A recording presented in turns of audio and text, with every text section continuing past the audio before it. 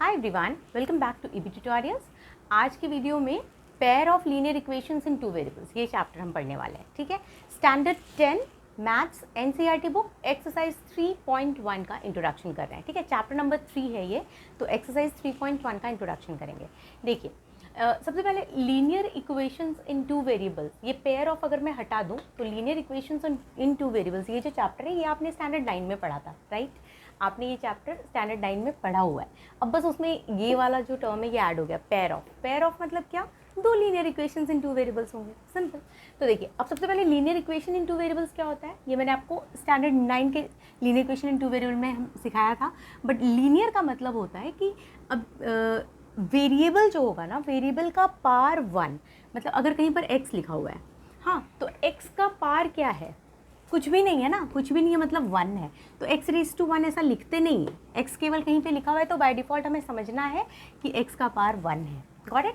तो और यहाँ ये एक वेरिएबल हो गया, एक और वेरिएबल होगा क्योंकि 2 वेरिएबल्स हैं। तो जैसे मान लीजिए हमने एक इक्वेशन लिखा 2x + 3y + 6 = 0, ऐसा कुछ इक्वेशन हमने लिखा। तो ये क्या है? ये लीनियर इक्वेशन है। ये क्यों है लीनियर इक्वेशन? क्योंकि x का पार 1 है, y का भी पार 1 है, वेरिएबल का पार 1 है, तो ये लीनियर इक्वेशन हुआ। अब टू वेरिएबल्स मतलब x और y दो वेरिएबल हुआ, तो ये हो गया linear equation in two variables. अब यहाँ पर ये वाला जो टर्म ऐड हो गया पेयर ऑफ। पेयर ऑफ मतलब ऐसा ही दो इक्वेशन होगा, एक और होगा, मान लीजिए 7x + 4y + 2 = 0। फॉर एग्जाम्पल, मैंने जस्ट एग्जाम्पल लिया कि ऐसा दो इक्वेशन होगा, तो ये दो इक्वेशन हो गया ना, तो ये हो गया pair of linear equation in two variables. Clear? ठीक है, तो इस तरह से इक्वेशंस होंगे और हम इसके सॉल्यूशंस फाइंड करेंगे। इस चैप्टर में हम यही पढ़ने वाले हैं। ठीक है, तो चलिए हम लोग पहले क्या करेंगे, स्टैंडर्ड 9 की कुछ चीज़ों को रिकॉल करेंगे। ठीक है, स्टैंडर्ड 9 की कुछ चीज़ों को रिकॉल करना ज़रूरी है, देन क्योंकि वो चीज़ें कॉन्सेप्ट्स आपको पता होने चाहिए, देन ओनली आप 10th की चीज़ों को अच्छे से समझ पाओगे। ठीक है, तो चलिए हम लोग स्टैंडर्ड 9 के कुछ कॉन्सेप्ट्स को रिकॉल करेंगे। जैसे अपन क्या करते हैं, एक इक्वेशन लेते हैं 2x + 3y = 5, ये फर्स्ट लीनियर इक्वेशन मैंने लिया। एंड सेकेंड लीनियर इक्वेशन मैं ले रही हूँ x - 2y - 3 = 0। ठीक है, चलिए आपको अगर याद हो तो स्टैंडर्ड 9 में आपने ये पढ़ा था कि linear equations in two variables का जो जनरल फॉर्म होता है वो होता है ax + by + c = 0। ये होता है जनरल फॉर्म। ठीक है, इस जनरल फॉर्म में a और b ≠ 0 होना चाहिए। a और b 0 नहीं होना चाहिए। क्यों? क्योंकि अगर a या b में से कुछ भी 0 हो गया तो ये पूरा टर्म, अगर a 0 हुआ तो ये पूरा टर्म ही 0 हो जाएगा, है ना? तो जब ये पूरा टर्म 0 हो जाएगा तो एक वेरिएबल ही गायब हो गया। तो ये linear equation in two variable कैसे हुआ? Linear equation in two variable मतलब दो वेरिएबल्स होने चाहिए ना। अगर b 0 हो गया तो वही बात हो जाएगी, ये वाला टर्म ही गायब हो जाएगा, तो दूसरा वेरिएबल भी गायब हो जाएगा। क्लियर? तो linear equation in two variables मतलब क्या? a और b 0 नहीं होना चाहिए, तभी तो दो वेरिएबल्स होंगे ना इसमें। ठीक है, तो ये वाले फॉर्म में होना चाहिए जहाँ a और b ≠ 0 होगा, एंड a, b और c ये तीनों कोई ना कोई नंबर्स होंगे। a, b and c are real numbers. ठीक है, कोई नंबर्स होंगे, कुछ भी, है ना? डेसिमल नंबर हो, फ्रैक्शनल नंबर हो, होल नंबर हो, कुछ भी हो सकता है। ठीक है, तो इस तरह की चीज़ें हमने स्टैंडर्ड 9 में पढ़ी थी कि इस फॉर्म में कोई इक्वेशन को अगर हम लिख पा रहे हैं ax + by + c = 0 और ये सारी कंडीशंस अगर फुलफिल हो रही है तो मतलब ये linear equation in two variable है। ठीक है, तो हमने क्या किया, हमने इस तरह का दो linear equation in two variable का दो एग्जाम्पल अपने मन से रैंडमली ले लिया। अब आपको ये समझना है कि अगर आपसे कहा जाए कि इसका सल्यूशंस बताइए, ठीक है, तो आपको याद होगा 9th स्टैंडर्ड में अगर ये एक इक्वेशन आपको दिया जाता था, दो नहीं दिया जाता था, एक दिया जाता था और कहते थे इसका सल्यूशन बताइए, तो आप क्या करते थे? आप अपने मन से ना x की कोई भी वैल्यू लेते थे। हाँ, टेबल बनाते थे हम लोग, राइट? टेबल में हम लोग क्या करते थे, x की कोई वैल्यू लेते थे, उसके करस्पॉन्डिंग वो x की वैल्यू को पुट करके y की वैल्यू निकालते थे, तो उससे से टेबल बन जाता था, है ना? तो वही चीज़ मैं आपको करके अभी बताने वाली हूँ। चलिए अपन इस इक्वेशन की पहले बात करेंगे, 2x + 3y = 5 की बात हम लोग पहले करेंगे। इक्वेशन 1, ये इक्वेशन 2। ठीक है, तो अभी हम लोग इक्वेशन 1 यानी कि इक्वेशन 1 की बात कर रहे हैं, विच इज़ 2x + 3y = 5। अब इस इक्वेशन में मैं क्या करूँगी, इस इक्वेशन को मैं लेती हूँ और इस इक्वेशन में मैं लेट्स टेबल बनाना स्टार्ट करूँगी। टेबल में x, y और x, y मेरा कोऑर्डिनेट बन जाता है। ठीक है, इस तरह से हम लोग किया करते थे स्टैंडर्ड 9 में। तो x की कोई वैल्यू लेते थे, मान लीजिए मैंने x की वैल्यू ले ली 0। हाँ, यस एक्स की वैल्यू मैंने ले ली 1 ले ली मैंने, मान लो। हाँ, तो अगर मैं एक्स की वैल्यू यहाँ 1 लूँगी तो क्या होगा, 2 1 जा 2 है ना। तो आप ऐसे पुट करके देखो फटाफट कि अगर एक्स की वैल्यू 1 होती है। चलिए ये टेबल की चीज़ मैं आपको बाद में बताऊँगी, क्योंकि ग्राफ में आपको अभी नहीं बता रही हूँ, ठीक है। चलिए ग्राफ में अभी आपको नहीं बताऊँगी, पहले मैं आप टेबल का काम ग्राफ के टाइम पे होता है ना, तो वो नहीं। पहले मैं आपको ये बताती हूँ कि सोल्यूशंस कैसे निकालते हैं, पहले ये समझते हैं। सोल्यूशन निकालने के लिए let's put x equal to 1, हमने x की वैल्यू 1 पुट कर दी। अब x की वैल्यू जब हम 1 पुट कर रहे हैं तो x की वैल्यू हमने 1 पुट किया और एंड y ऑल्सो 1 पुट कर दिया, ठीक है। तो क्या होगा, 2 इंटू 1 प्लस 3 इंटू 1, हाँ LHS सॉल्व करते हैं हम लोग पहले, है ना। LHS तो 2 1 जा 2 प्लस 3 1 जा 3, तो कितना आ गया 5, और RHS कितना है 5 है। तो देखो यहाँ पे LHS भी 5, RHS भी 5। अब अगर LHS और RHS दोनों इक्वल आ गया, मतलब x equal to 1 and y equal to 1, ये जो है ये सोल्यूशन है इस इक्वेशन का। सोल्यूशन कब होता है, जब LHS RHS इक्वल हो जाता है। तो आप बोलोगे therefore x equal to 1 and y equal to 1 is the solution of this equation. ये सोल्यूशन है इस इक्वेशन का। इस इक्वेशन का एक सोल्यूशन मुझे क्या मिला, 1 1। इसको लिखते कैसे हैं पता है, x कॉमा वाई के फॉर्म में लिखते हैं। x कॉमा वाई को कैसे लिखोगे आप, 1 कॉमा 1। x की वैल्यू 1 तो x की जगह पे 1, y की वैल्यू, तो ये जो कोऑर्डिनेट हुआ 1 comma 1, this is one of the solution of this equation, ठीक है। एक और पॉइंट अपन लेते हैं, ये जनरल फॉर्म जो मैं इरेज कर रही हूँ आप इसको नोट कर लेना, ठीक है। चलिए अब पॉज करके आप पीछे करके वीडियो नोट कर सकते हो। ये एक सोल्यूशन हो गया, 1 comma 1 is one solution of this equation. अब इसी इक्वेशन में मैं एक दूसरा फिर से एक अपने मन से वैल्यू लेती हूँ। जैसे मैं ले लूँगी x equal to 1 and y equal to 7, ये अपने मन से मैं ले रही हूँ। तो अब अगर फर्स्ट इक्वेशन है तो 2 into 1 plus 3 into 7, LHS solve करेंगे ना पहले, तो कितना आएगा 2 प्लस 21 23, और RHS क्या है, RHS 5 है। हाँ, तो क्या LHS RHS इक्वल आया, LHS 23 RHS 5 नहीं, therefore LHS is not equal to RHS। अब चूंकि LHS RHS इक्वल नहीं है, इसलिए therefore 1,7 is not the solution. 1,7 मैंने क्यों लिखा समझा ना आपको, x, y के फॉर्म में हमेशा हम लोग कोऑर्डिनेट लिखते हैं, ठीक है। तो 1, x की वैल्यू हमने ली थी 1 एंड y की वैल्यू 7, तो 1,7 is not the solution of this equation, है ना। कौन से इक्वेशन की हम लोग बात कर रहे हैं, पहले वाले की ना, इसकी नहीं, पहले वाले की बात करें। इक्वेशन 1, यहाँ पे भी इक्वेशन 1 में हमने 1 और 1 पुट किया था, और यहाँ पे भी इक्वेशन 1 में ही हम 1 और 7 पुट कर रहे हैं।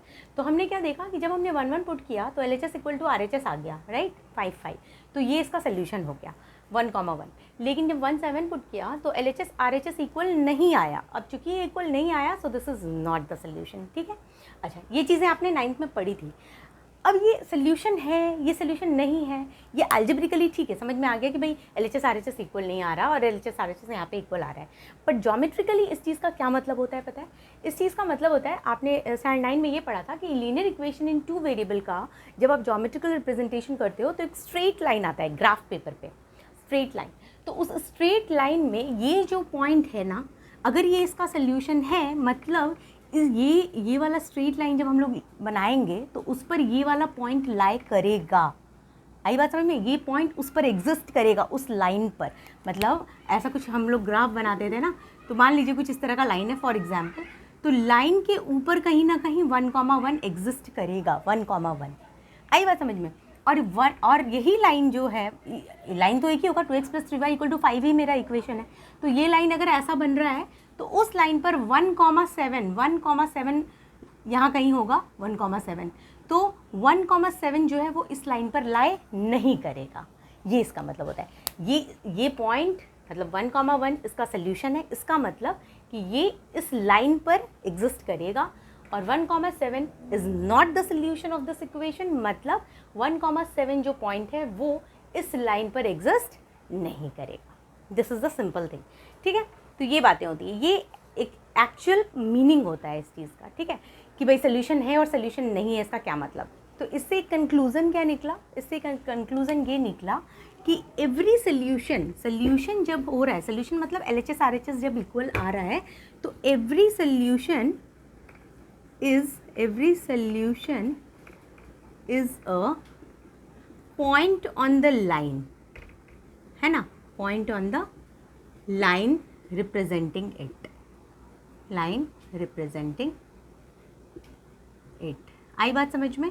मतलब कि अगर LHS RHS इक्वल आ गया किसी पॉइंट को रखकर, तो इसका मतलब ये हुआ कि ये सोल्यूशन है इस इक्वेशन का, और सोल्यूशन होने का मतलब कि ये जो पॉइंट है वो इस लाइन पर एग्जिस्ट करेगा। सोल्यूशन नहीं आया मतलब ये पॉइंट उस लाइन पर एग्जिस्ट नहीं करेगा। तो यही है कि कोई भी सोल्यूशन अगर आ रहा है, एवरी सोल्यूशन, कोई भी सोल्यूशन जो आएगा जो LHS RHS इक्वल देगा is a point on the line representing it. तो वो पॉइंट होता है उस लाइन के ऊपर, ठीक है। ये पॉइंट आप नोट करना चाहो तो नोट कर सकते हो। ओके, आपने पॉज करके वो नोट कर लिया होगा, उतनी चीज़ें हैं ना, मैंने इरेज कर दिया उसको। अब आप देखिए, तो चूंकि मैंने आपसे कहा कि linear equation in two variable का जनरल फॉर्म क्या होता है, AX + BY + C = 0। तो यहाँ पे तो पेयर ऑफ लीनियर इक्वेशन है, तो जो जनरल फॉर्म होगा, general form of pair of linear equation in two variables, हाँ, इसका जो जनरल फॉर्म होगा वो क्या होगा, वो होगा A1x + B1y + C = 0 और A2x + B2y, C1 ले लेते हैं यहाँ पे ना, और C2 = 0। तो ये वही चीज़ लिखी मैंने, लेकिन चूंकि ये दो पेयर हमें लेना है ना, पेयर ऑफ इक्वेशंस लेना है, दो इक्वेशंस लेना है, तो यहाँ A1, यहाँ B1 C1, यहाँ A2 B2 C2 ऐसे लिया मैंने। वही सब चीज़ें, A1 is not equal to 0, B1 should not be equal to 0, C1 should not be equal to 0, then sorry not C1 0 हो सकता है, क्योंकि अगर कांस्टेंट 0 है तो भी चलेगा, ठीक है, लेकिन ये दोनों 0 नहीं होना चाहिए, A1 B1, A2 B2 भी 0 नहीं होना चाहिए। उसके अलावा A1 B1 C1, A2 B2 C2 ये सब रियल नंबर्स होने चाहिए, ठीक है। तो ये सारी बातें पता होनी चाहिए आपको। तो ये हो गया general form of pair of linear equation in two variable. अब आप सोचो, स्टैंडर्ड 9 की जो चीज़ मैंने अभी आपको बताई, AX + BY + C = 0, उससे कुछ अलग थोड़ी है, वो भी तो AX + BY + C = 0 ही था ना, बस इसमें क्या हुआ, दो इक्वेशन हो गया एक की जगह, दैट्स इट। इसको फटाफट आप नोट कर लो, ठीक है। अच्छा, अब linear equation in two variable जो है वो आपको एक स्ट्रेट लाइन देता है ना, ये भी मैंने आपको बताया। तो यहाँ पर दो linear equation in two variable है, तो स्ट्रेट लाइंस भी दो होंगे, है ना। तो आप यहाँ पे मतलब आपको लिखना है तो आप लिख सकते हो ये सब, there will be 2 straight lines, right. अब दो pair of linear equation in two variable है तो दो स्ट्रेट लाइंस होंगे, ठीक है। So there will be 2 straight lines, ठीक है। अब चलिए ये आप नोट करो, इसके आगे कुछ बातें मैं लिखती हूँ अभी। ओके, आपने नोट कर लिया होगा, है ना, वो पॉज करके मैंने इरेज कर दिया। अब देखिए, तो हमने यही समझा कि दो स्ट्रेट लाइन मिलने वाले हैं हमें, ठीक है, क्योंकि दो पेयर ऑफ लीनियर इक्वेशन मतलब दो लीनियर इक्वेशन, इसलिए दो स्ट्रेट लाइन। तो अब आप समझो, since there will be 2 straight lines, straight line, तो क्या क्या हो सकता है अगर दो स्ट्रेट लाइन्स हैं, हाँ, तो क्या होगा, since there will be 2 straight lines, one of the 3 possibilities can happen, केवल 3 पॉसिबिलिटीज है, ये मैं आपको समझा रही हूँ क्या 3 पॉसिबिलिटीज है, हाँ, क्या क्या संभावनाएं बनती हैं। 3 possibilities can happen, one of the 3 possibilities can happen. क्या है 3 पॉसिबिलिटी, देखिए, दो लाइन की बात हो रही है, दो, तो पहली जो पॉसिबिलिटी होगी वो ये होगी कि जब हम ग्राफ बना रहे होंगे तो एक लाइन कुछ ऐसा होगा, दूसरा लाइन कहीं ना कहीं से आएगा और वो उसको इंटरसेक्ट करेगा। तो आप यहाँ पे ऐसे लिख सकते हो कि the 2 lines will intersect at one point, है ना। इंटरसेक्ट तो कभी भी दो लाइन एक ही पॉइंट पे करेगा, ये तो बहुत ऑब्वियस सी बात है। आप कभी भी कोई भी कहीं पे लाइन ड्रॉ करके देख लीजिए, कभी भी दो लाइन एक सिंगल पॉइंट पे ही इंटरसेक्ट करेगा, एक से ज़्यादा पॉइंट पे दो लाइन एक दूसरे को इंटरसेक्ट थोड़ा ना कर सकता है, कर सकता है क्या, नहीं, ऑब्वियसली, है ना, बिल्कुल नहीं, कर सकता है। अब कुछ बच्चे बोल रहे हैं मैम एक के ऊपर एक लाइन ड्रॉ कर दो, हाँ, मैं वहाँ भी आ रही हूँ, डोंट वरी, मैं आ रही हूँ, तो बहुत सारी जगह पे इंटरसेक्ट करेगा, ठीक है।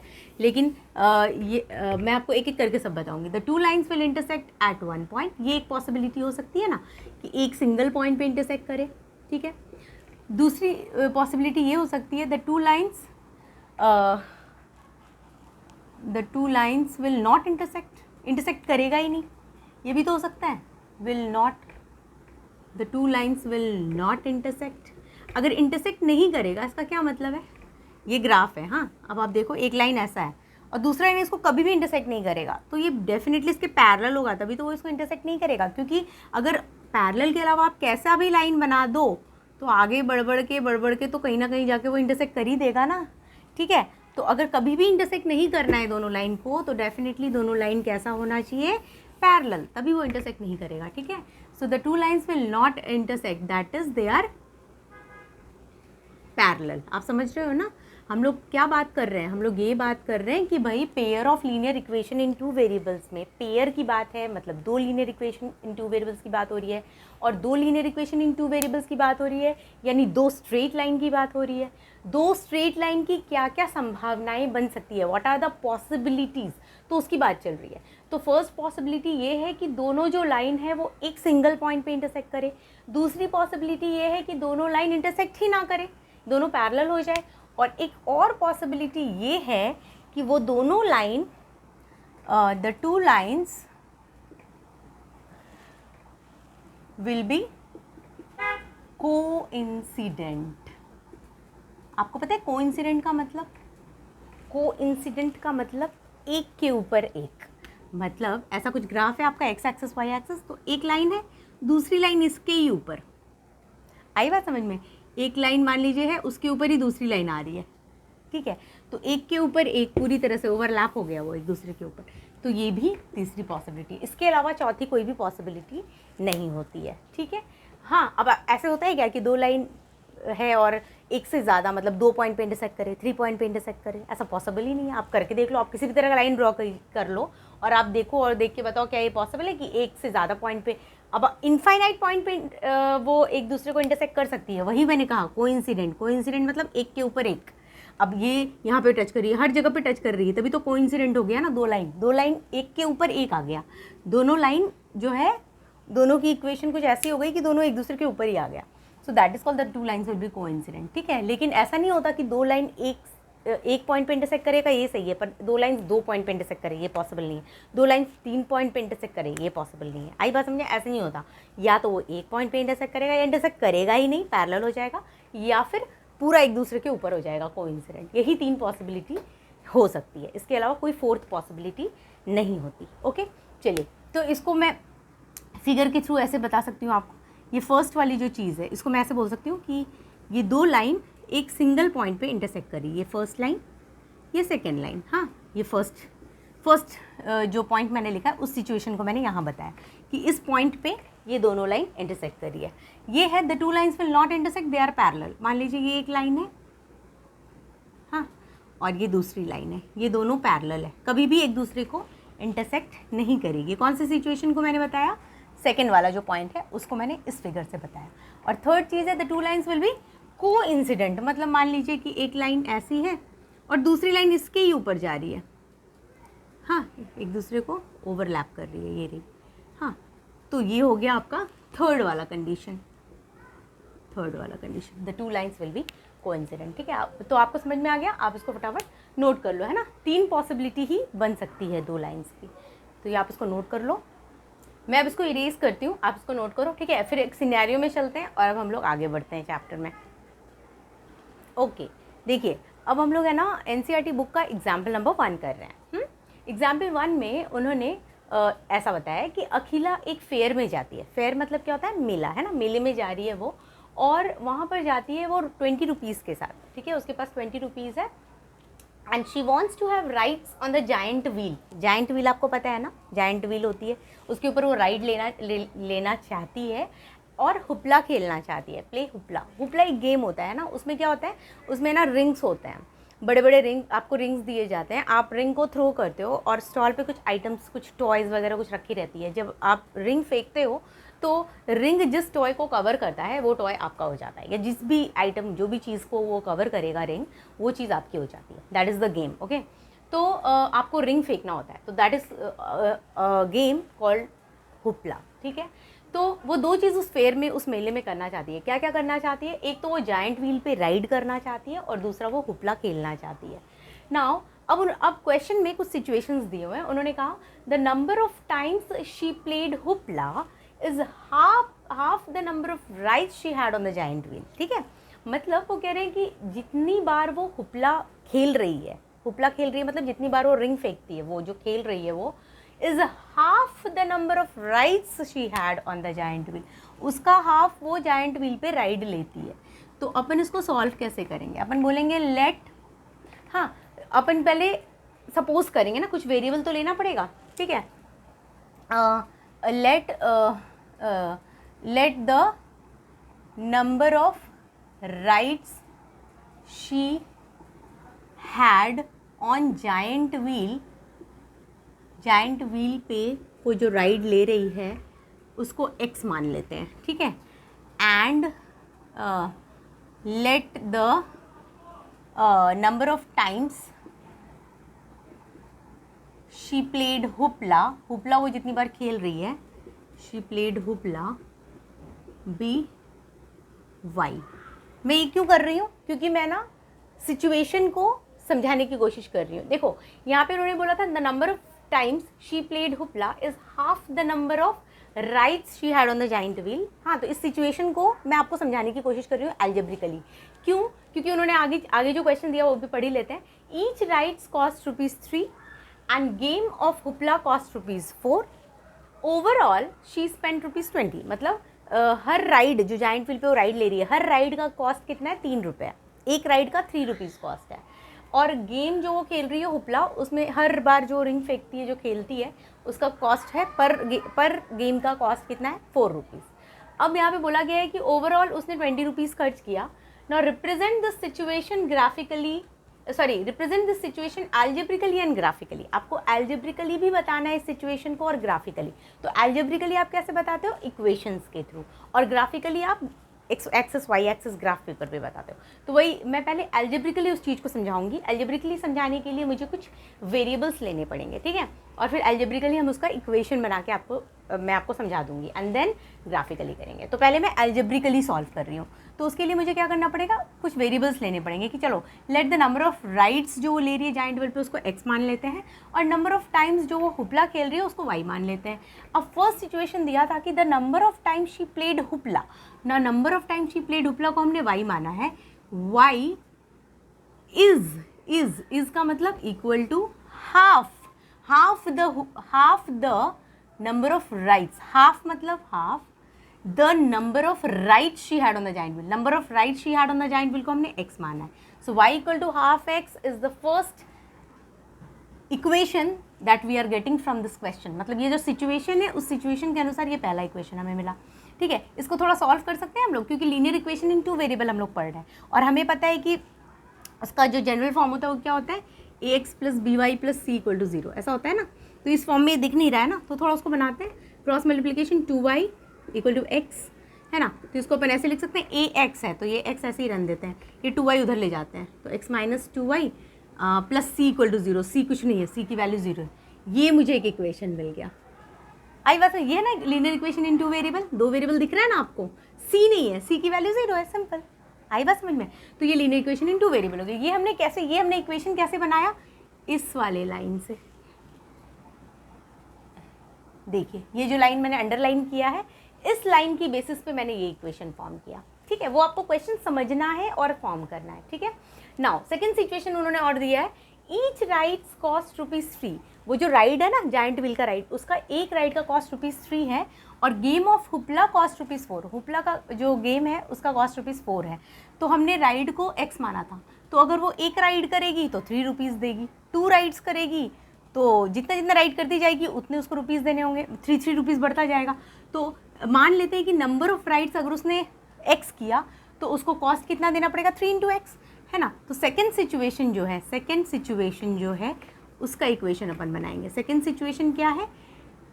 ईच राइड कॉस्ट ₹3, तो 3 और राइड का अपने नंबर ऑफ राइड्स अपन ने x लिया, 3x, और गेम ऑफ हुपला कॉस्ट ₹4 और नंबर ऑफ टाइम्स हुपला कितना है? y, तो 4y = उसने कितने पैसे खर्च किए हैं टोटल? ₹20। आई बात समझ में? मतलब 3 रुपीज़ एक राइड का कॉस्ट है, उसने x नंबर ऑफ राइड्स किए, हमें नहीं पता कितना, तो जितने नंबर ऑफ राइड किए उतने में 3 को मल्टीप्लाई किए, उतना पैसा उसको राइड्स के लिए देना पड़ेगा। और हुपला के लिए नंबर ऑफ टाइम्स उसने वाई नंबर ऑफ टाइम्स उसने किया है, हमें नहीं पता कितनी बार की उसने हुपला खेला, और पर गेम का कॉस्ट 4 रुपीज़ है, तो जितनी बार उसने खेला वो उसमें 4 से मल्टीप्लाई करेगी, उतना पैसा देगी। दोनों मिलाकर उसने 20 रुपीज़ पे किया है, ठीक है। ये हमें 2 सिचुएशन मिल गया। सेकेंड जो हमने इक्वेशन फॉर्म किया, ये जो सेकेंड इक्वेशन हमने फॉर्म किया वो हमने कौन से लाइन से किया? रेड कलर के मार्कर से मैं आपको बता रही हूँ, ये देखिए यहाँ है ना, जो मैंने रेड कलर से अंडरलाइन किया है वो सिचुएशन देखकर मैंने सेकेंड इक्वेशन फॉर्म किया, ठीक है। तो ये जो क्वेश्चन ने बोला है ना कि रिप्रेजेंट द सिचुएशन अलजेब्रिकली, तो ये देखो मैंने अलजेब्रिकली सिचुएशन को रिप्रेजेंट कर दिया। आई बात समझ में? 2 इक्वेशन हमने बना दिया। अब है ग्राफिकली भी रिप्रेजेंट कीजिए, पहले आप इसको नोट कीजिए, अब इसी चीज़ को हम ग्राफिकली रिप्रेजेंट करेंगे, ठीक है। आप इसको नोट करो, मैं इसको इरेज करूंगी और अब मैं आपको ग्राफिकली रिप्रेजेंट करके बताऊंगी। हमें 2 इक्वेशन मिल गया है ना, फर्स्ट और सेकंड, आपको ये तो लिखना ही है, मैं सिर्फ ये 2 इक्वेशन को यहाँ लिखने वाली हूँ इरेज करके, ठीक है। फिर मैं ग्राफिकल रिप्रेजेंटेशन करूँगी इसका। चलिए, तो ये 2 इक्वेशन हमें मिला है, अब ग्राफिकल रिप्रेजेंटेशन करना है। एल्जेब्रिकली हमने बता दिया 2 इक्वेशन कैसे बना वो, है ना। अब ग्राफिकली करने के लिए अपन क्या करते हैं, पहले टेबल बनाते हैं ना। ग्राफ पे रिप्रेजेंट करना है मतलब पहले टेबल बनाना है, 9th में आपने पढ़ा था, बहुत सिंपल है। क्या करना है, x की कोई वैल्यू लेंगे, फिर y की वो वैल्यू हमें मिलेगी, x की वैल्यू पुट करेंगे तो y की कुछ वैल्यू मिलती है, और वो x, y हमारा कोऑर्डिनेट हो जाता है, ठीक है। और वही कोऑर्डिनेट को हम प्लॉट करते हैं XY एक्सिस पे, है ना, ग्राफ पेपर पे। ये करने के लिए, ग्राफिकल रिप्रेजेंटेशन करने के लिए आपके पास ग्राफ पेपर होना चाहिए, ओके। तो मैं रफ करके बताऊंगी, आप ग्राफ पेपर पे इसको करोगे बाद में, ठीक है। चलिए, मान लो x की वैल्यू मैंने 0 ले ली, ठीक है। 0 जैसे ही आप लेते हो, आप कोई भी वैल्यू ले सकते हो, ऐसे नहीं आपको 0 लेना है। 0 कन्वीनियंट हो जाता है क्योंकि एक पूरा टर्म 0 हो जाता है, y की वैल्यू फटाफट मिल जाती है। बट ऐसे नहीं है कि आप 0 ही लोगे, ऐसा कुछ कंपलसरी नहीं है, बट लिया तो ठीक है, ओके। तो x की वैल्यू अगर 0 ले लेंगे तो y की क्या वैल्यू होगी, फटाफट आप सॉल्व करके देख लो। x की वैल्यू 0 रखो, -2y इक्वल टू 0, तो -2y इक्वल टू 0, तो y की वैल्यू 0/-2 तो 0 ही हो जाएगा, y 0 बन जाएगा। तो मान लेते हैं एक पॉइंट a अपने मन से मान लेते हैं 0,0। 0,0 क्यों, x, y पॉइंट होता है, तो x 0 y 0, ठीक है। ये फर्स्ट पॉइंट मिला। सेकेंड में एक और वैल्यू अपन ले लेते हैं, जैसे मान लो अपन x की वैल्यू ले लेते हैं 2। हाँ, अब x की वैल्यू जब आप 2 लोगे तो क्या होगा, 2 लोगे तो आएगा 2 - 2y इक्वल टू 0, तो ये हो गया आपका 2 इक्वल टू 2y, है ना। तो y इक्वल टू 2/2 1, y की वैल्यू 1 हो गई, तो 2,1, ये दूसरा पॉइंट हमने ले लिया 2,1। तो इस तरह हमें 2 पॉइंट मिल गया। आप जब ग्राफिकल रिप्रेजेंटेशन करते हो तो आपको मिनिमम 2 पॉइंट इस तरह से तो लेना ही है। अगर 2 की जगह आपने 3, 4 ले लिया तो it's okay, no problem at all, लेकिन मिनिमम 2 लेना है। 2 से कम यानी 1 लोगे तो आप नहीं रिप्रेजेंट कर पाओगे। मिनिमम 2 पॉइंट तो चाहिए ना। आप खुद सोचो, कोई भी लाइन बनाने के लिए मिनिमम तो 2 पॉइंट चाहिए। एक सिंगल पॉइंट से लाइन कैसे, आप किसी भी तरह बना दोगे लाइन, तो वैसे नहीं ना, आपको पता होना चाहिए किधर लाइन जा रहा है बेसिकली, है ना। तो उसके लिए मिनिमम 2 पॉइंट आपको लेना इंपॉर्टेंट होता है। तो 2 पॉइंट हमने ले लिया। अब इस वाले इक्वेशन का भी हमें इस तरह से टेबल बनाना पड़ेगा। तो जैसे अब मान लीजिए मैंने x की वैल्यू ले ली 0, हाँ, x y, ठीक है, ओके। x का 0 ले लेंगे तो यहाँ पे क्या होगा, ये पूरा 0 हो जाएगा, y इक्वल 20/4 5 हो जाएगा, है ना। आप सॉल्व करके देख लो, y की वैल्यू 5 आ जाएगी, है ना। तो ये पॉइंट क्या बन जाएगा, इसको p पॉइंट ले लेते हैं। यहाँ पे मैंने a लिया था, इसको p ले लेते हैं अपने मन से। हाँ, ये जो पॉइंट का नाम मैं दे रही हूँ अपने मन से दे रही हूँ, आप कुछ भी दे सकते हो। और दूसरा मैं x की वैल्यू 4 ले लेती हूँ, तो 4 3 जो हो जाता है 12, 20 - 12 8 होता है, तो y इक्वल टू 8/4 2 होगा, 4,2। अब इसका नाम दे देती हूँ मैं q, 4,2। बच्चों ये चीज़ें आप खुद सॉल्व कर सकते हो, राइट। मैं ये सब करके नहीं दिखा रही हूँ, you are in 10th standard, you know all this, right. आप x की वैल्यू 4 पुट करोगे तो y की वैल्यू फाइंड कर सकते हो ना, यू विल गेट 2, है ना। समझा ना, 4 3 = 12 होता है ना। तो इधर जाएगा तो 20 - 12 8 हो जाएगा, तो 4y equal to 8, so y equal to 8/4, यानी y की वैल्यू 2 हो जाएगी। तो 4,2 इज अनदर पॉइंट। तो आपको इस वाले इक्वेशन में ये 2 पॉइंट हमने निकाला, और इस इक्वेशन के लिए हमने ये 2 पॉइंट निकाला। ये टेबल बनाने के बाद अब आप ग्राफ पेपर लेते हो, और ग्राफ पेपर पे आप फटाफट रिप्रेजेंट करते हो, ठीक है। ये रहेगा एक्स एक्सिस, ठीक है। बहुत छोटा हो गया, मेरे लिए जगह ही नहीं बचा, थोड़ा इसको इधर क्या करूँ मैं चलो ठीक है कोई बात नहीं, मैं छोटे में ही बना देती हूँ, ठीक है। लेकिन आप समझना, आपको ग्राफ पेपर पे प्रॉपर्ली मेजरमेंट लेके करना है ना। तो ये होता है x, इधर होता है x डैश, ऊपर y, नीचे y डैश, राइट। फिर इधर हम लोग प्लॉटिंग करते हैं 1 2 3 ऐसे नंबर लाइन है ना, 5 6, ऊपर भी वैसे ही 1 2 3 4 5 एंड सो ऑन, ऊपर चलता जाता है। इधर आता है -1 -2 है ना, इतना ही रखा है मैंने क्योंकि मेरे पास छोटा सा जगह है। आप जब ग्राफ पेपर पे लोगे तो इधर भी थोड़ा 4-5 नंबर ले लेना, नेगेटिव x एक्सिस में और नीचे नेगेटिव y एक्सिस में, ठीक है। चलिए अब प्लॉटिंग करना है, रेड मार्कर से करती हूँ मैं। फर्स्ट पॉइंट 0,0 इस लाइन के लिए है ना, लीनियर इक्वेशन इन 2 वेरिएबल तो हमें लाइन ही देने वाला है, स्ट्रेट लाइन। तो चलिए a 0,0 यहाँ पर है, सबको पता है, ठीक है। तो इसको है ना ऐसा बता दो, आप ऐसे एरो डाल कैसे लिख दो, a 0,0। दूसरा b 2,1 यानी यहाँ पे है ना, ठीक है। अब ये दोनों लाइन को ज्वाइन करेंगे, सॉरी दोनों पॉइंट को, नॉट लाइन को। हाँ, ये जो लाइन बनी ये इस इक्वेशन की लाइन बनी, राइट। ये b है 2, इसको भी लिख दो आप यहाँ पे b 2,1, ठीक है। अब ये जो लाइन है दोनों साइड पे एरो डालना बहुत इंपॉर्टेंट होता है लाइन में, हाँ। और ये इस इक्वेशन को भी आपको लिखना है कि कौन से इक्वेशन का ये लाइन है, x - 2y = 0, तो आप यहाँ पे लिख दो x - 2y = 0, हो गया। अब दूसरा ये है, दूसरी लाइन, चलिए p 0,5 यहाँ पर। दूसरा 4,2 यहाँ कहीं तो आ रहा है, इसी लाइन पे आ गया है तो, है ना। चलिए अब इन दोनों को भी ज्वाइन करो, ठीक है। एक्सटेंड कर दो दोनों साइड पे, स्केल तो आपके पास रहेगा ही, एकदम परफेक्ट बनाना है, स्केल यूज़ करना है, पेंसिल यूज़ करना है, दोनों साइड पे एरो डालना बहुत इंपॉर्टेंट है।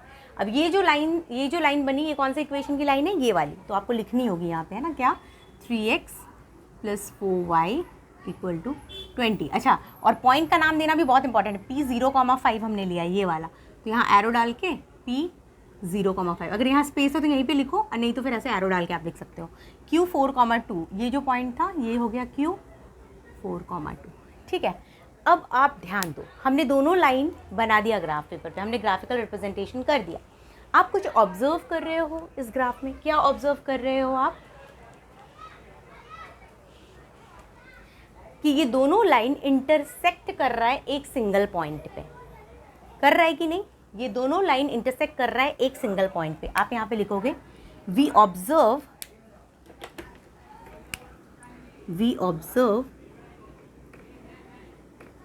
that the two lines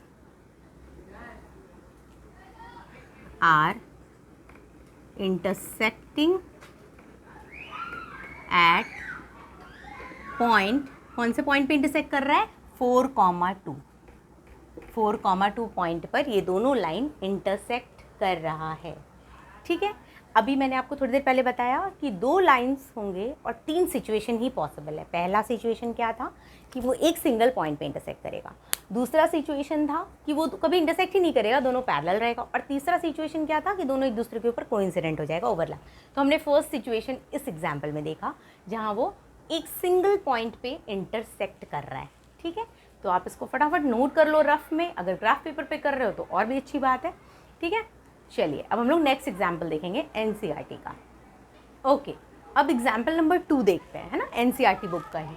उन्होंने बोला Rumila went to a stationery shop and purchased 2 pencils and 3 erasers, ठीक है। रुमीला एक लड़की है, वो एक स्टेशनरी शॉप में जा रही है और वहाँ जाकर वो 2 पेंसिल और 3 इरेजर खरीदती है, ठीक है। कितने रुपए पे कर रही है वो शॉपकीपर को, ₹9 रुपीज़ में वो 2 पेंसिल और 3 इरेजर खरीद रही है। नाउ हर फ्रेंड सोनाली, उसकी फ्रेंड है Sonali, saw the new variety of pencils and erasers with Romila and she also bought 4 pencils and 6 erasers of the same kind for ₹18, ठीक है। अब उसकी एक फ्रेंड है जिसका नाम है सोनाली, उसने जब देखा रोमीला के पास वो पेंसिल इरेजर तो उसका भी मन हुआ लेने का, क्योंकि वो new variety of pencils and erasers थे। और उसने क्या किया, उसने फिर उसने भी खरीदा वही पेंसिल और वही इरेजर, 4 पेंसिल लिया उसने और 6 इरेजर। रोमिला से ज़्यादा खरीद लिया उसने, है ना। 4 पेंसिल्स लिया और 6 इरेजर लिया, वही same kind of pencil and eraser, same cost, everything is same, ठीक है। और उसने कितने रुपीज़ पे किए? ₹18 उसने पे किए। रोमिला ने कितने रुपीज़ पे किए थे? उसने 2 पेंसिल 3 इरेजर खरीदा था, 9 रुपीज़ का। और ये जो उसकी फ्रेंड है सोनाली, उसने 4 पेंसिल और 6 इरेजर खरीदा है, कितने रुपए में? 18 रुपीज़ में। Now represent the situation algebraically and graphically. आपको algebraically as well as graphically represent करना है इस सिचुएशन को, ओके ओके। तो अब इसको सॉल्व कैसे करेंगे? हमें एल्जेब्रिकली और ग्राफिकली करना है। तो पहले एल्जेब्रिकली में हम लोग क्या करते हैं? इक्वेशंस बनाते हैं, और ग्राफिकली में क्या करते हैं? टेबल्स बनाते हैं, और फिर ग्राफ पे रिप्रेजेंट करते हैं। तो एल्जेब्रिकली के लिए सबसे पहले अपन क्या लिखेंगे? अपन लिखेंगे लेट्स डिनोट क्या क्या बात हो रही है इसकी, पेंसिल और इरेजर की बात हो रही है। तो let's denote cost of 1 pencil be ₹X, हाँ, and cost of 1 eraser be ₹Y, ठीक है। एक पेंसिल का कॉस्ट हमने X रुपीज़ मान लिया, और एक इरेजर का कॉस्ट हमने Y रुपीज़ मान लिया। तो अब रोमिला जो है, रोमिला क्या कर रही है? 2 पेंसिल और 3 इरेजर खरीद रही है, राइट। तो जो 2 इक्वेशन बनेगा, एल्जेब्रिक रिप्रेजेंटेशन हम कर रहे हैं, एल्जेब्रिक रिप्रेजेंटेशन हम लोग कर रहे हैं, ठीक है। उसमें क्या होगा बच्चों? रोमिला की बात हो रही है। रोमिला ने क्या लिया था भाई? 2 पेंसिल 3 इरेजर। तो आप बोलोगे 2 पेंसिल ना, तो एक पेंसिल का 1 रुपीज़ है, तो 2 पेंसिल का 2 × X है ना, प्लस 3 इरेजर, एक इरेजर का कॉस्ट Y रुपीज़ है, तो 3 इरेजर का cost 3 × Y equal to total कितने पैसे दे रही है रोमिला? 9 रुपीज़। आया समझ में? ये फर्स्ट इक्वेशन बन गया। जो रोमिला कितने पेंसिल और कितने इरेजर खरीद रही है, उस बेसिस पे हमने एक एल्जेब्रिक रिप्रेजेंटेशन, लीनियर इक्वेशन इन 2 वेरिएबल बना दिया। अब दूसरा सोनाली का भी करेंगे। अब सोनाली ने क्या किया? 4 पेंसिल 6 इरेजर, एक पेंसिल का कॉस्ट X, तो 4 पेंसिल का 4X, प्लस 6 इरेजर का कॉस्ट 6Y। टोटल कितने पैसे दिए इसने, सोनाली ने? 18 रुपीज़। हो गया, 2 इक्वेशन बन गया ना, pair of linear equation in 2 variables, ठीक है। तो ये दोनों हमारा क्या हो गया? एल्जेब्रिक रिप्रेजेंटेशन हो गया, ठीक है। अब आप इसको नोट करो, मैं ये पूरा पार्ट इरेज करूंगी फिर, ताकि मैं यहाँ पे फर्स्ट इक्वेशन, फिर ग्राफिकल रिप्रेजेंटेशन करने के लिए फर्स्ट इक्वेशन मैं इधर लिखूंगी, सेकंड यहाँ पर लिखूंगी, इसका टेबल यहाँ, इसका टेबल यहाँ, और यहाँ पे ग्राफ, ठीक है। तो मैं इसको इरेज करती हूँ, आप फटाफट नोट करो। चलिए, आपने नोट कर लिया।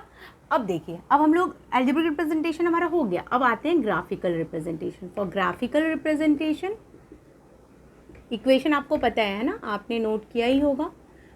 ग्राफिकल रिप्रेजेंटेशन के लिए वही दोनों इक्वेशन पहले लेना होगा। फर्स्ट इक्वेशन हमारा क्या था? 2x + 3y, इधर लिखते हैं 2x + 3y = 9, और दूसरा इक्वेशन क्या था? 4x + 6y = 18। ये 2 इक्वेशन हमें मिला था। हाँ, अब फटाफट टेबल बनाएंगे। चलिए, x y और फिर वो जो पॉइंट बनता है दैट इज़ x, y, है ना, यही होता है। एक बार x की वैल्यू अपन 0 ले लेते हैं। 0 लेंगे तो क्या हो? y 9/3 यानी y 3 हो जाएगा। तो जो पॉइंट होगा वो हो जाएगा 0,3, right.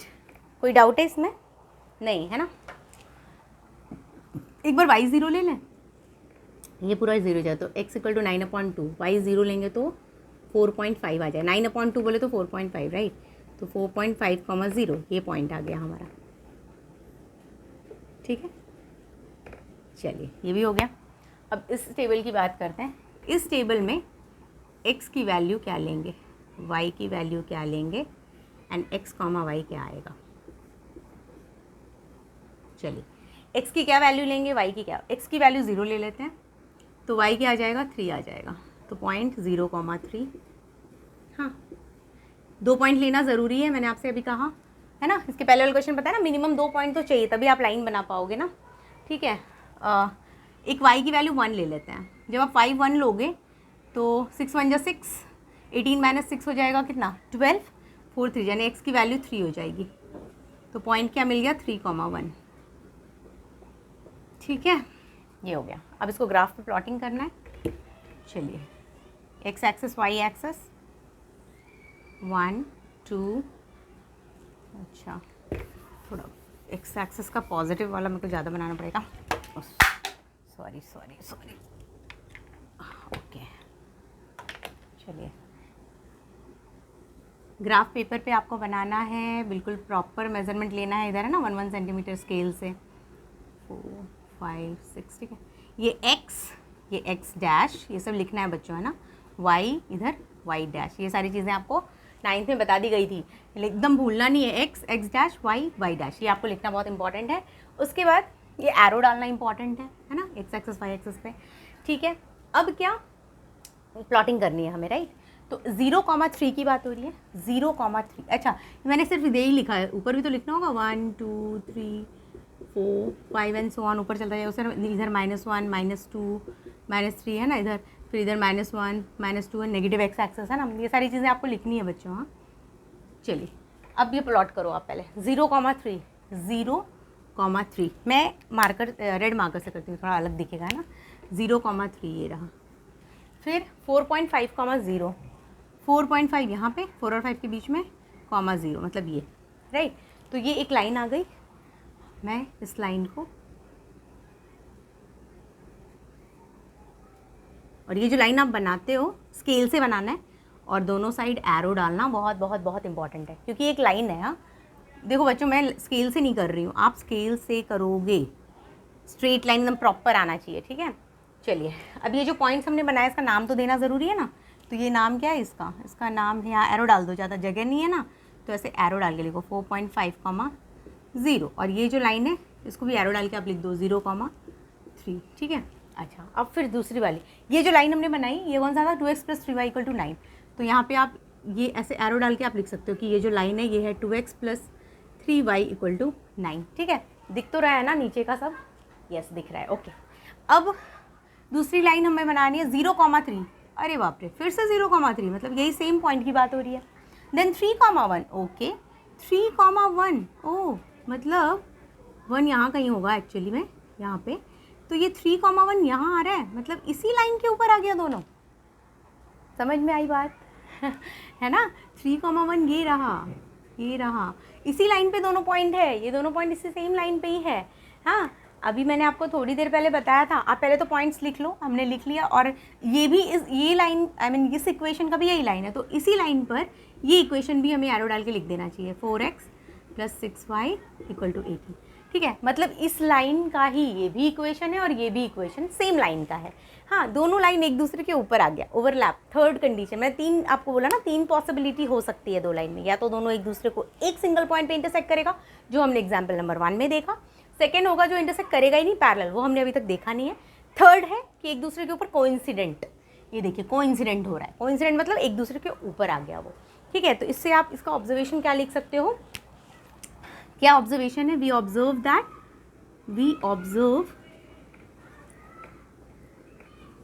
That both the lines coincide, है ना, कोइंसाइड, है ना, एक दूसरे को कोइंसाइड कर रहा है वो।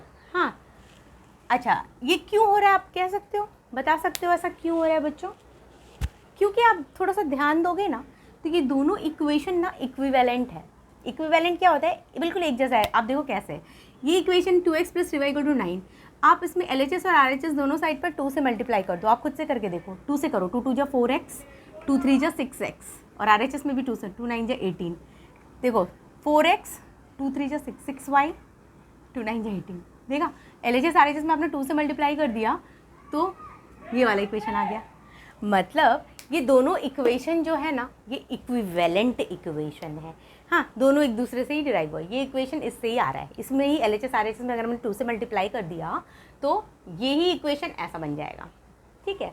तो इसका मतलब यही हुआ, हमने ये ऑब्जर्व किया कि दोनों लाइन एक दूसरे पे कोइंसाइड कर रहा है, और इसका मतलब ये दोनों जो इक्वेशन है वो सेम लाइन का ही इक्वेशन है। तो डेफिनेटली ये इक्वेशन एक दूसरे से ही डिराइव हुआ है ना। इसी इक्वेशन में दोनों साइड पे 2 से मल्टीप्लाई कर देंगे तो ये मिल जाएगा, और इस इक्वेशन में अगर दोनों साइड पे 2 से डिवाइड कर दें तो ये मिल जाएगा।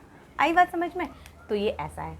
तो इस सिचुएशन को, इस क्वेश्चन को हमने सॉल्व करके देख लिया, ये ऑब्जर्व कर लिया कि हमारा दोनों जो लाइन है वो कोइंसाइड कर रहा है, ठीक है। चलिए इसके बाद थर्ड एग्जाम्पल देखते हैं, ये आप फटाफट नोट कर लो।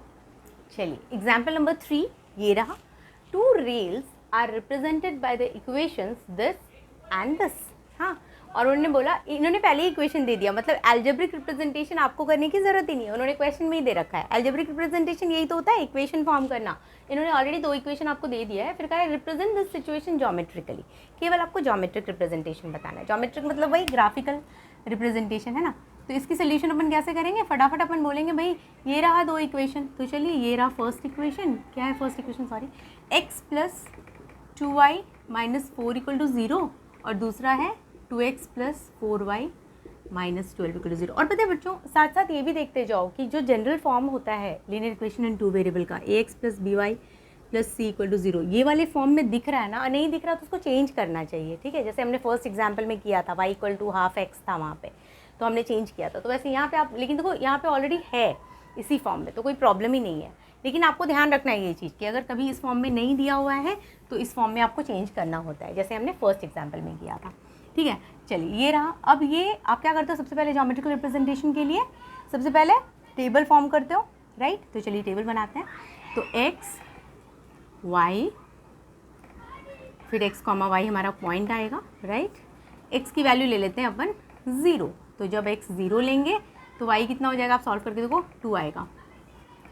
हाँ, तो मेरे को जो पॉइंट मिलेगा दैट इज़, मैं e नाम दे देती हूँ उसको, 0,2, ठीक है। ओके, अब एक बार y को 0 ले लेते हैं, तो x कितना आ जाएगा, 4 आ जाएगा, है ना। आप सॉल्व करके देख लो, y की वैल्यू 0 डालोगे तो x 4 हो जाएगा। तो पॉइंट क्या आ गया मेरा, b ले लेते हैं नाम। ये नाम आप अपने मन से डालते हो, a b p q डालो, r s डालो, आपकी मर्जी, कुछ भी डालो यहाँ पे नाम, है ना। a b मैंने लिया 4,0, 2 पॉइंट लेना होता है मिनिमम, तो 2 पॉइंट हमने ले लिया, ठीक है। 2 से ज़्यादा लिया तो वो भी अच्छी बात है, कुछ बुरा नहीं है, ठीक है, बट मिनिमम 2 तो लेना ही है। इसके लिए भी इक्वेशन हमें लाइन ऐसा टेबल बनाना होगा। तो x y x, y। चलिए इसमें भी पहले मैं एक बार x को 0 ले लेती हूँ, तो y कितना आ जाएगा, 3 आ जाएगा, तो हो गया 0,3। इसको भी कुछ नाम डालना पड़ेगा, तो p ले लेती हूँ मैं 0,3। और एक बार मार्कर का इंक भी ख़त्म हो रहा है, y को 0 ले लेती हूँ, तो 12/2 6 हो जाएगा, है ना। 6,0, इसको p है तो इसको q डाल देती हूँ, q 6,0। लास्ट एग्जाम्पल है ना, तो इसीलिए अभी वीडियो पॉज करके इंक नहीं डाल रही हूँ मैं, है ना। इतना भी नहीं है, दिख तो रहा है ना, विजिबल है, क्योंकि लास्ट एग्जाम्पल है, तो अभी इन्हें रहने देते हैं। नेक्स्ट इसमें मैं न्यू इंक डालूँगी, ठीक है। चलिए ये हो गया a और b, p q ऐसा। अब इसको क्या करेंगे, प्लॉटिंग करेंगे, ग्राफ 6 तक है ये x की वैल्यू ना, माइनस में तो है ही नहीं कुछ नंबर्स, तो इसलिए हम लोग आराम से, चलिए 1 2 3 4 5 6, इधर x लिखना है, इधर x डैश लिखना, एरो डालना है। ये सारी चीज़ें बहुत बेसिक है जो आपको भूलना बिल्कुल भी नहीं है, ठीक है। y dash y dash x dash, इधर एरो, ठीक है। ये हो गया। ऊपर भी पॉजिटिव ले लीजिए, 1 2 3 4, ये स्केल से करना है, प्रॉपर मेजरमेंट लेके मैंने रफ किया है, -1 -2 -3, है ना। चलिए a 0,2 0,2, b 4,0 4,0, तो यहाँ ये क्या है, a, चलिए मैं ना रेड मार्कर से करूँगी, ठीक है। a 0,2, b 4,0, ठीक है। इन दोनों लाइन को ज्वाइन करो, कर दी ज्वाइन करने के बाद क्या करना है बच्चों, एरो डालना बहुत ज़रूरी है। बच्चों थोड़ा स्ट्रेट नहीं दिख रहा है लाइन, प्लीज़ आपको स्ट्रेट स्केल से ड्रॉ करना है, ठीक है। मैंने रफ फ्री हैंड बनाया है तो थोड़ा बहुत स्ट्रेट नज़र नहीं आ रहा है, बट आपको स्केल से करना है, ठीक है। चलिए ये कौन सी लाइन का इक्वेशन है, कौन सी इक्वेशन का लाइन है ये, तो आपको ये लिखना बहुत बहुत बहुत इंपॉर्टेंट है, x + 2y - 4 = 0। इतनी चीज़ें लिखनी है, नहीं तो मार्क्स डिडक्ट होगा। पॉइंट का नाम, लाइन का नाम, एरो, सब कुछ होना चाहिए, ठीक है।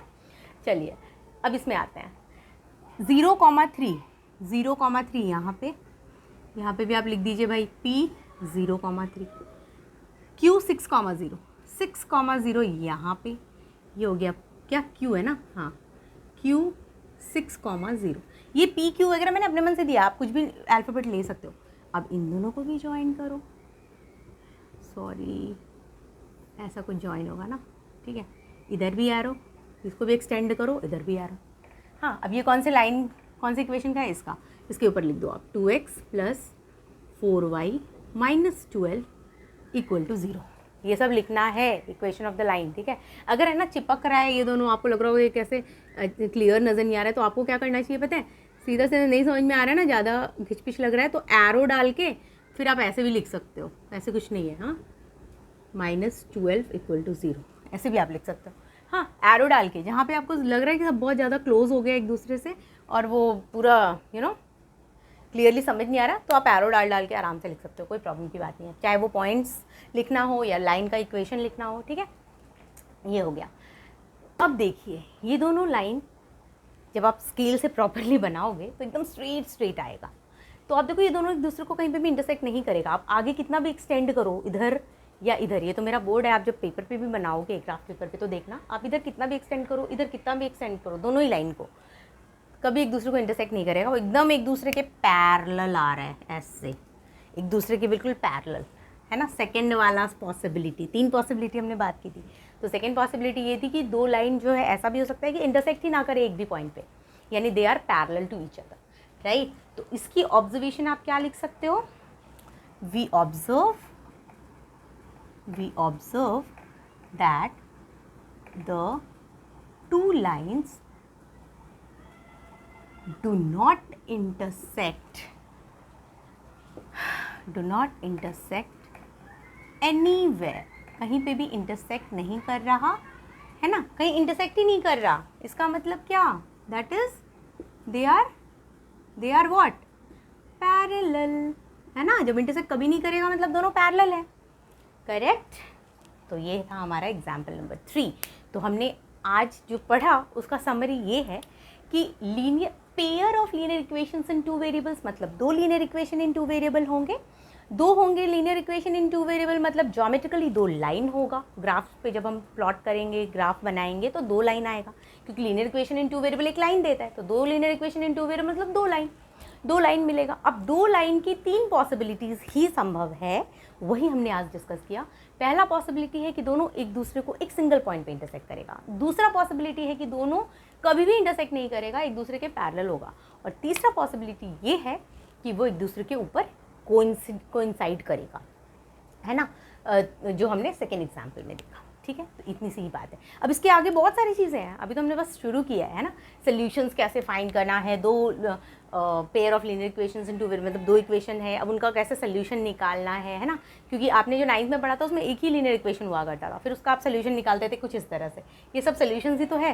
सोल्यूशंस मतलब जो उस लाइन के ऊपर जो पॉइंट्स है वो सोल्यूशन हो गया, राइट। मैंने आपको ये पहले ही बता दिया आपको, राइट। अभी मैंने वीडियो स्टार्ट करते ही बताया था कि भाई लाइन के ऊपर ये पॉइंट है, मतलब ये पॉइंट इस इक्वेशन का सोल्यूशन हो गया। तो ये सारी चीज़ें हमने देख लिया। अब हम लोग देखने वाले हैं कि 2 इक्वेशंस हैं, उनका क्या सोल्यूशंस निकालना है, क्या करना है, ठीक है। आगे बहुत कुछ है, तो हम लोग नेक्स्ट वीडियो में मैं वो अपलोड करूँगी, ठीक है। तो एक्सरसाइज 3.1 का इंट्रोडक्शन हो गया। नेक्स्ट वीडियो में मैं एक्सरसाइज 3.1 का पहले सोल्यूशन करके आपको दिखाऊंगी। एक्सरसाइज 3.1 में कितने क्वेश्चन है वो मैंने अभी देखा नहीं, वो देखना होगा, वो मैं करूँगी, and then will proceed accordingly. उसके आगे फिर अपन सॉल्व करेंगे, ठीक है। कोई डाउट है, कुछ भी पूछना हो तो आप कमेंट बॉक्स में मुझसे पूछ सकते हो। अगर आपको मेरा एक्सप्लेनेशन समझ में आ रहा हो तो please like my video, please share it with your friends, उनके लिए भी बेनिफिशियल होगा अगर आप शेयर करते हो तो, है ना। That's it, okay. If you have any doubt, ask it in comment box. You want me to teach anything, ask it in comment box. Teach anything in maths, okay then, chalo, thank you so much for watching. Goodbye, take care.